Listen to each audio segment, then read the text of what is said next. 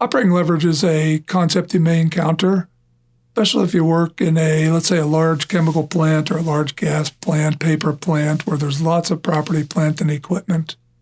You may hear people talk about the degree of operating leverage. Basically, what they're saying is this plant, this company has a lot of high fixed cost and also high amount of property, plant, and equipment on the balance sheet. How do we calculate your degree of operating leverage? It's 1 plus fixed cost over OCF. And what we see is a small increase in units can result in a large increase in operating cash flow. So how dependent am I on my fixed cost? Generally, if I have a large plant with lots of property, plant, and equipment, I'll have a high degree of operating leverage. If I have a not so big a plant with not so much in the way of property, plant, and equipment, a smaller amount of PP&E and lower operating cost, lower fixed cost, I'll have a low degree of operating leverage.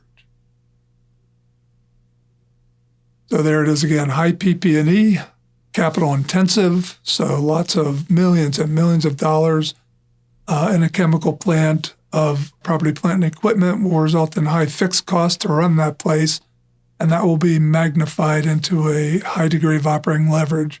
Small increase in units can be magnified into a large increase in OCF and MPV, but also a greater potential for forecasting risk. So you got to take a little bit more care when making forecasts in that big plant environment. Keep your forecasting risk as low as possible.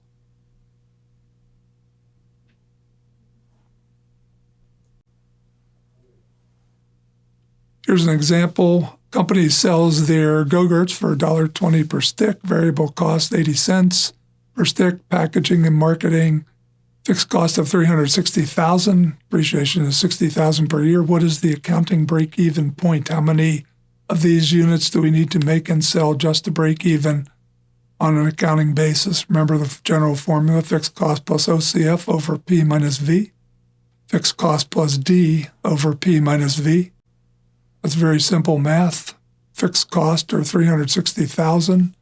Depreciation is $60,000, so $420,000 in the numerator, divided by a contribution margin of 40 cents. $1.20 minus 80 cents is 40 cents, and I get an accounting break-even quantity of 1,050,000 cans. And you can prove that it results in zero EBIT simply by multiplying that quantity times all the givens, the price, the cost, and so on, and building yourself a little P&L.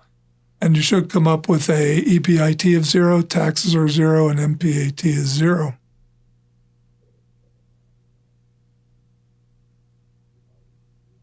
What happens if quantity sold rises 10% above the break-even point? So we can do that calculation very quickly, and we can see that we get a very large increase in OCF. The degree of operating leverage in this case is 7.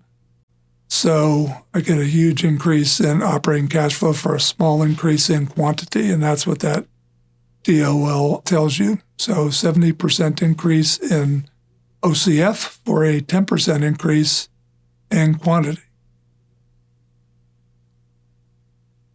Some of the drawbacks of this discounted cash flow: it's easier to buy equipment than to sell it. So consider that when looking at your different cases.